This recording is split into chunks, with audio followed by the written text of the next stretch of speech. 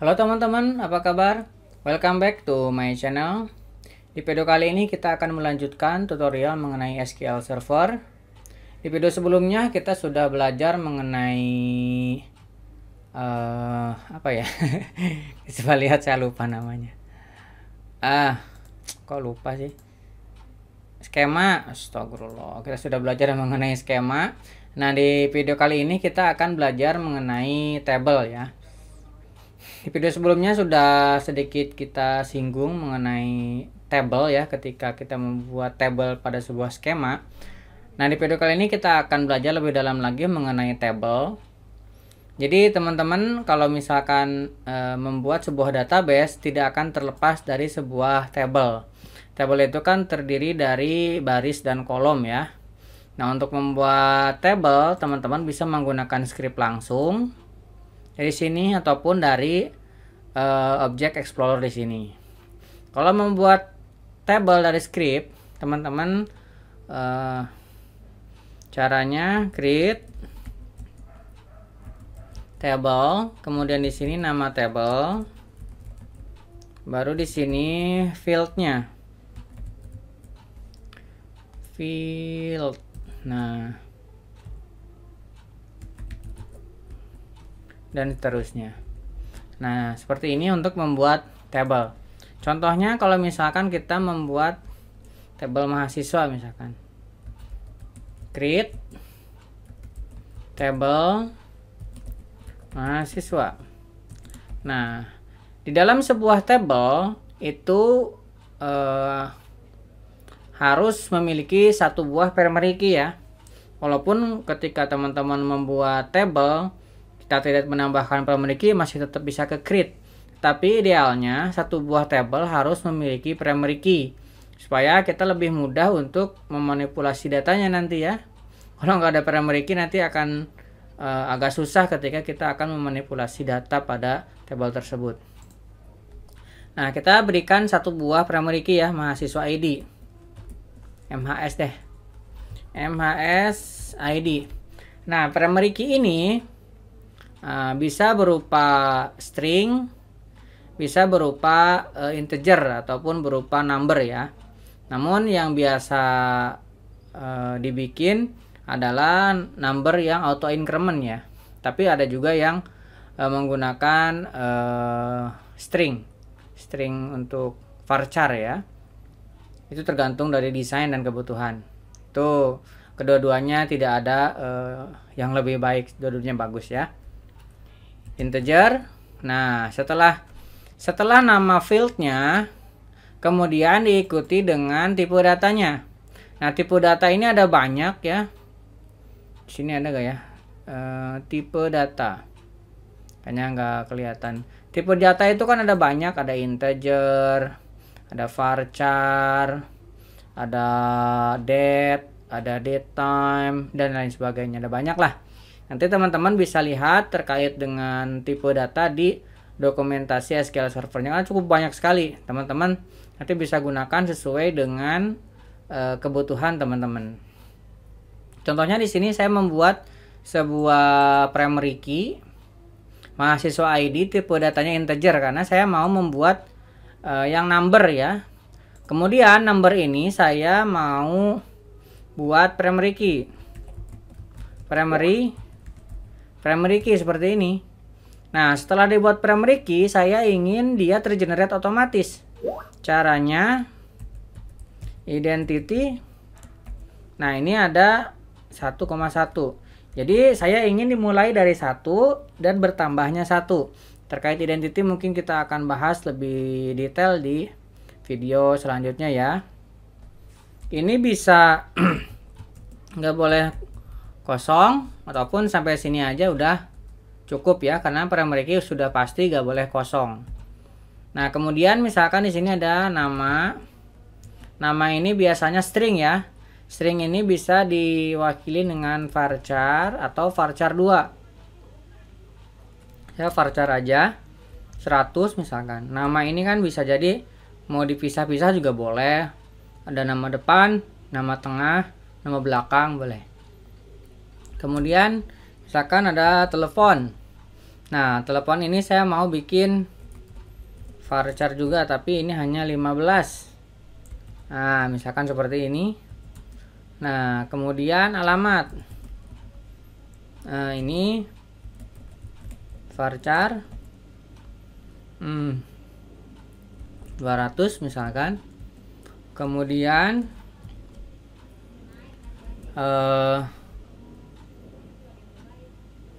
tanggal bergabung,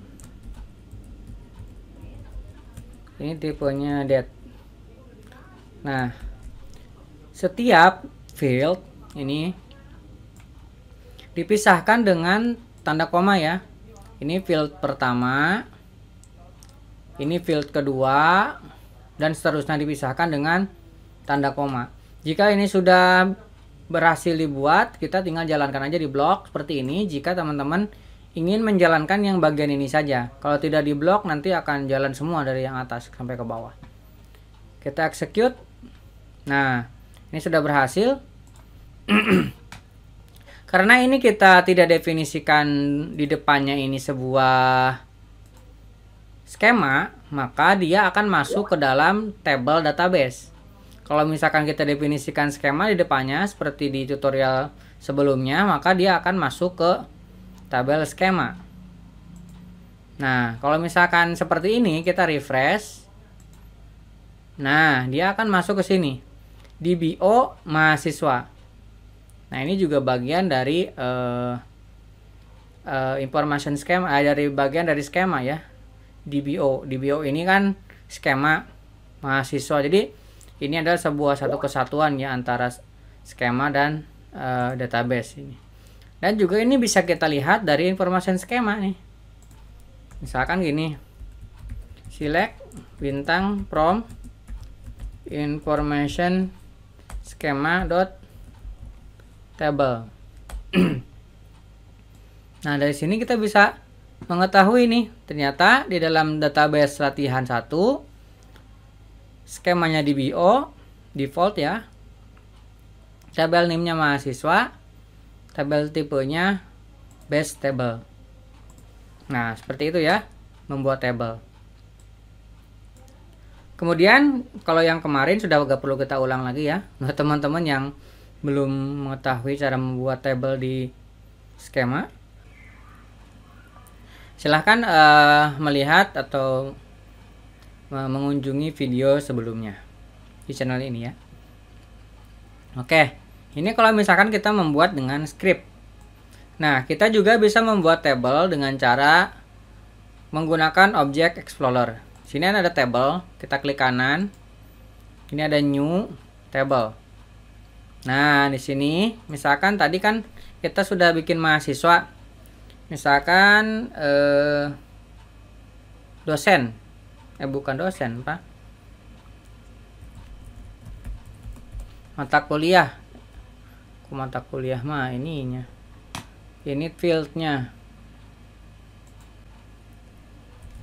Matkul ID. Matkul ID.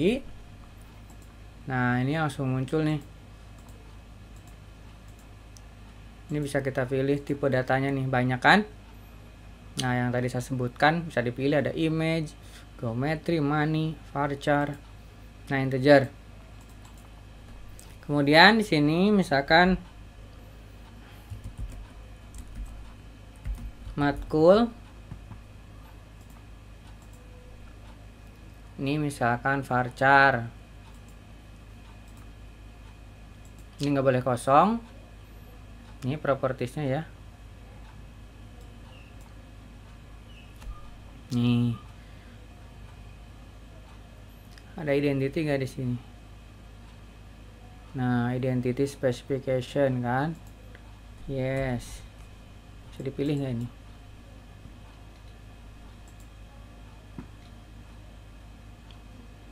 Bawahnya. Nah, 1.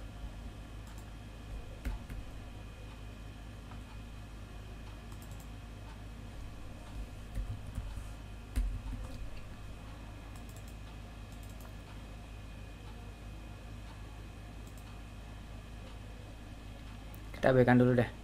Kita langsung sini aja.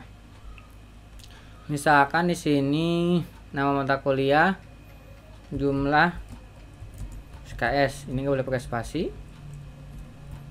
Nah, di dalam penulisan field juga sebenarnya ini tidak boleh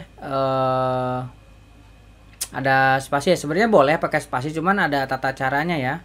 Jadi kalau memang butuh pakai spasi, cuman nanti agak ribet ketika teman-teman mengolahnya ya. Nah, ini saya jarang gunakan ini nih, jadi agak ribet ini. Tambahin primary key. Oh, bukan. Hapus. Bukan, yang ini yang kita jadikan kunci. Kemudian sini ada apa? Relationship.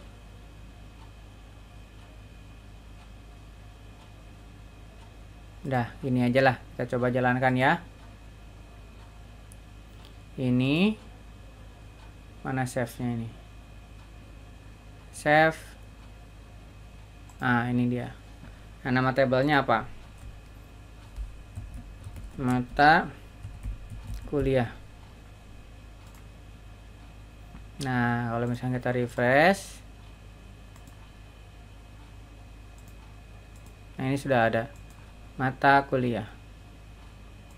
Ini kalau di double klik, ini ada kolomnya. Ini juga sama, kalau double klik ada kolomnya. Nah, ini general information-nya di sini. Nah,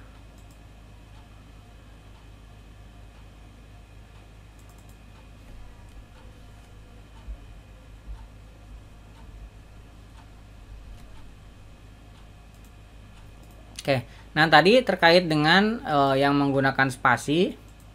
Nah, teman-teman sebenarnya bisa membuat sebuah table dengan field ada spasinya. Caranya, create table jurusan misalkan.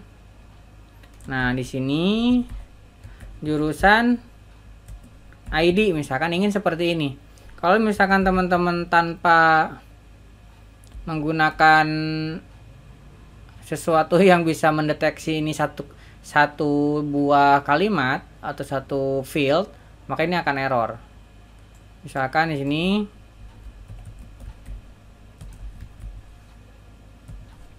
nah, kemudian nama jurusan. Misalkan ingin seperti ini.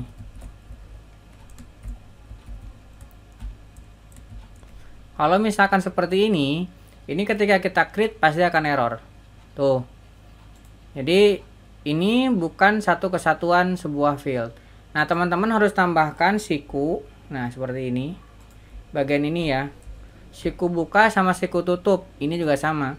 Siku buka, ini juga siku tutup. Nah, seperti ini. Nah, kalau udah seperti ini, baru kita bisa menjalankannya. Tapi ini tidak direkomendasikan ya. Walaupun bisa, karena agak ribet nanti kalau misalkan kalian teman-teman membuat manajemen atau manipulasi data di program dengan ada spasinya kayak begini. Jadi harus ada siku-siku seperti ini nih di setiap memanggil field.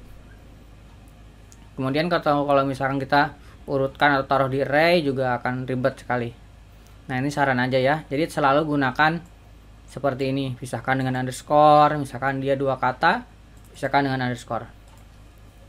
Oke, kira-kira seperti itu untuk table. Jika teman-teman ada pertanyaan, silahkan tuliskan di kolom komentar. Buat teman-teman yang belum subscribe, jangan lupa subscribe dan nyalakan tombol loncengnya. Sampai ketemu di video selanjutnya.